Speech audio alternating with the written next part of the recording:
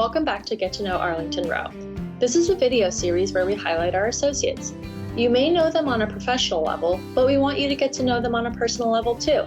I'm one of the co-hosts, Eunice De La Torre, and the person we want you to get to know today is workers' compensation senior broker, Mary Miller. Today, Mary has chosen to do a traditional style interview. I have 4 questions for you. So the first question I have is, what is your favorite food and why? Well, it's easy. It's pizza because it can be used for anything. You know, even bad pizza, it's still pizza. That's true. You can eat it, breakfast, lunch, and dinner, hot or cold. You can put fruit on it. You put vegetables. You can go with beef and chicken, and just all those food groups can be slapped on a piece of pizza. So, yeah, I can't disagree with that. What are your sidebar? But what are your opinions on fruit pizza? The dessert pizza. Oh, it's a novelty. It's fun to have. Mm-hmm. As far as fruit on pizza, my mom always loved having pineapple on pizza. So when I have pizza and there's pineapple on it, I always think of my mom. Oh, that's sweet. Yeah, I like pineapple on pizza, so I agree with your mom on it being a good taste. I know it's controversial though. If money was no object, what would you do all day? Read. Me a lot too. of reading. However, I would probably read in, exotic locations, preferably by a pool. Yeah. So, absolutely. But I would read even more than I already do. So yeah. How much do you read now? I read a lot. I read like 2 newspapers a day, probably about 10 magazines a week, or at least one good sized book a week. And sometimes I read really big books, really thick ones. It takes a while. I think my to be read stack right now is about 10,000 pages of books. Yeah, it's a lot. And then I say I'm not going to buy any more books, and then I see a review about something or hear about something, and of course I have to buy it. So off to Amazon I go, and 2 days later it's at my door. So and I add it to the stack. So yeah.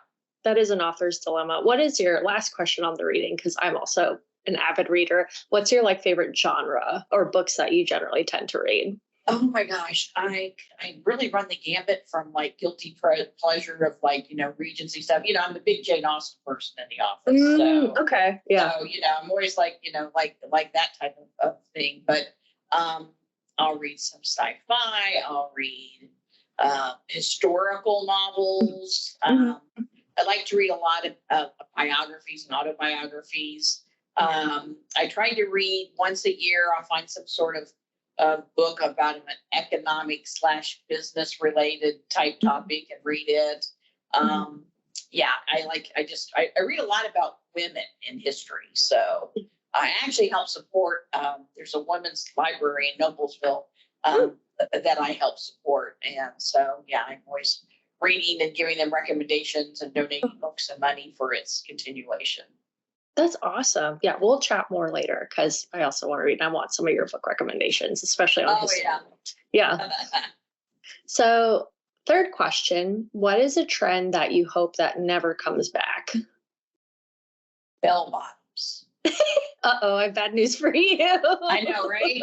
Luckily, I'm not wearing them now, but I remember wearing them, because I'm a woman of a certain age, so I remember when those came out, and when you're short, bell bottoms just don't help you at all, and and you trip on them. I mean, people realize logistically they're not easy to wear, so that's always bell bottoms is always like, but no.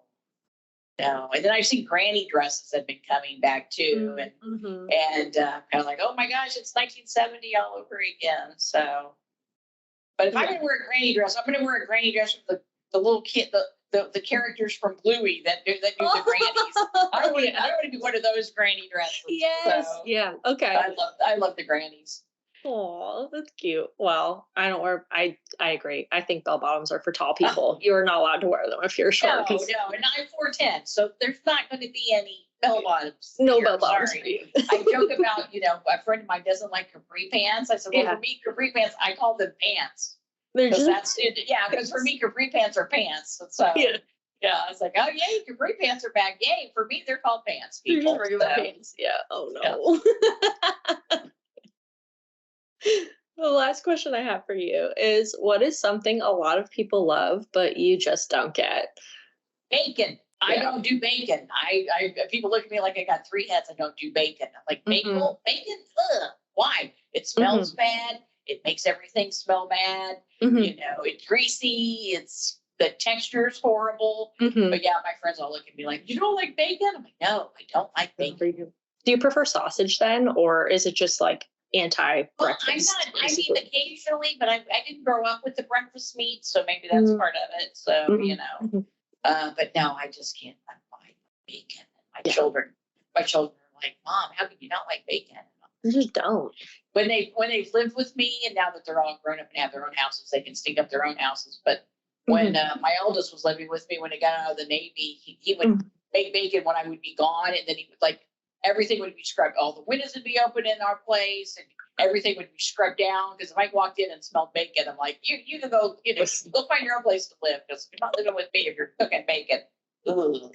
Yeah. Do you remember I feel like it was in the mid 2000s or like early 2010s, there was like a huge weird bacon craze that happened where everybody was like really obsessed with bacon for whatever reason. Do you remember that period of time? Am I hallucinating? Yeah. No, they still are. They equate it to candy. I'm like, no, it's not.